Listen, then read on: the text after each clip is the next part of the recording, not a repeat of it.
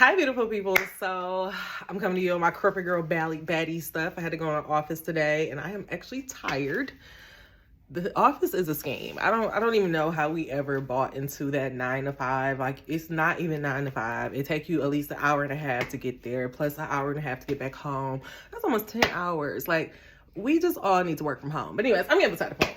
So because I was in the office, I spent a lot of time looking at Ashely's Nick Val interview. I didn't listen to the actual interview because I feel like she's insulting my intelligence. But I did go around and I was listening to like Jesse Wu. They were actually showing the takes.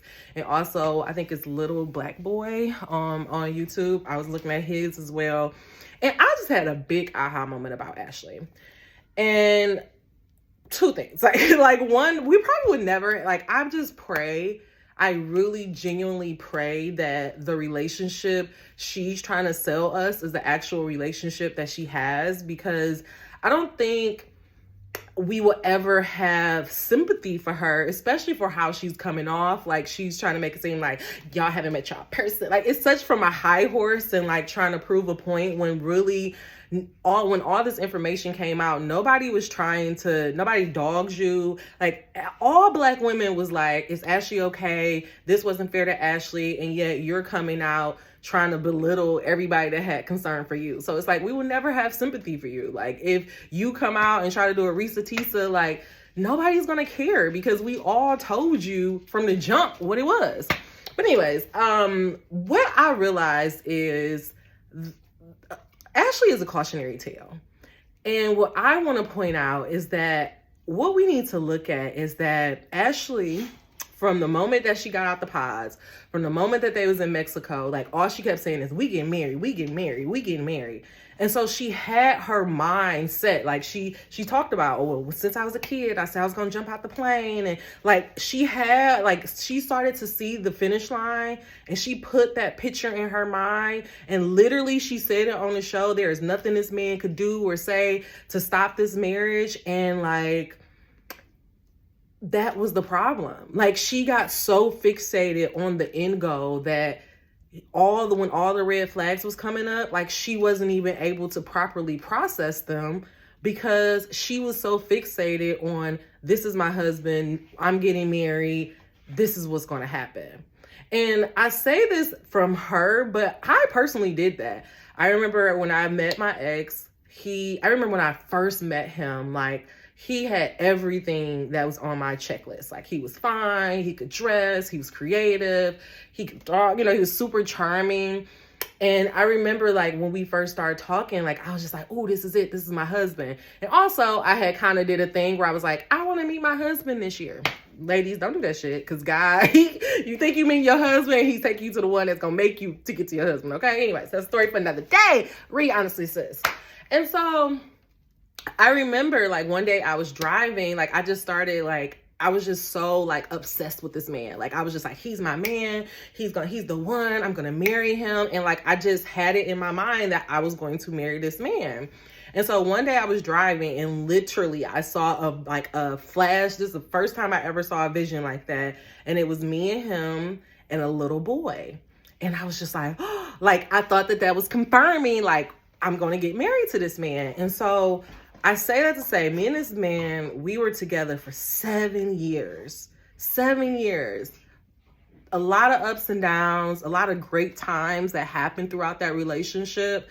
But I realized, like, towards the end, like, oh, we're not going to get married. And like, he told me a long time ago, like, I really don't know if I believe in love. And like, he said that he wanted to get married. He was saying all of the right things. But like, when we got together, like, as the time started going by, he never acted on those things.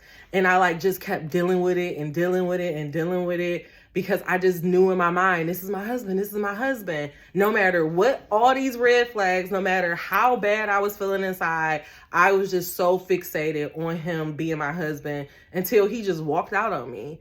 And I was forced to deal with the breakup. Like, we had, plenty of back and forths and breakups, and I'd be like, please stay, because I just knew this was my husband. And like, it literally, I mean, I don't want to dog him out, but like that relationship literally destroyed my self-esteem.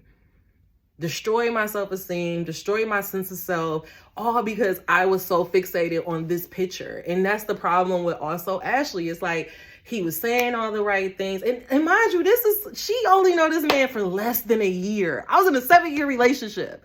And so I just, I'm going to pray for her. I hope that, she gets everything she needs. I don't wish the karma that she putting out on anybody. Like, I really hope she does some deep healing. Like, maybe when she can get some space from the social media of it all and like trying to prove her point. And maybe she could really step back and realize like, oh, I'm not, like, the way that she was talking about his kids on the Nick Vaughn interview and then had the nerve to say at the end, oh, I'm married to him, I accepted everything. Clearly not, because you calling his son the boy. And you barely brought up the twins because you don't want to talk about that origin story. And so it's just, pray for our sis. Hopefully she'll be okay. But if it does fail, I don't even care, because it's like her attitude is so nasty about it. And it's just like, I think as women, we have to look at this as a cautionary tale. You cannot be so desperate to get married that you're willing to take anything. Like, Ashely, you're talking about, oh, these people, they're jealous because they haven't met their person. Like, the words of Jordan Woods come to mind. Nobody wants your situation. Who wants to be with a man who has 3 kids? He don't even have a degree. I hate to be elitist, but he don't have a degree, a for real degree. I mean, maybe an associate degree. I don't know what the fuck what can you do with an associate degree? Anyways, he don't have a degree. He don't have a job. He has 7 evictions. He has all of these court cases. Who wants your situation? Who is really looking at you like, oh, we jealous? Girl, we were concerned, okay? Like, nobody was jealous. We were concerned, but go ahead, girl. Run off in the sunset. Get your little 15 minutes of fame. Nobody's going to be watching your Instagram page for y'all dog. But, I hope that y'all get what y'all want. I guess we'll see y'all next year. I'm not watching Love is Blind no more. But, I'm sure we'll get the updates. I'm sure you'll get that family that you want. But I hope that you think about the other families the other family you're destroying in the way. Like, karma's real.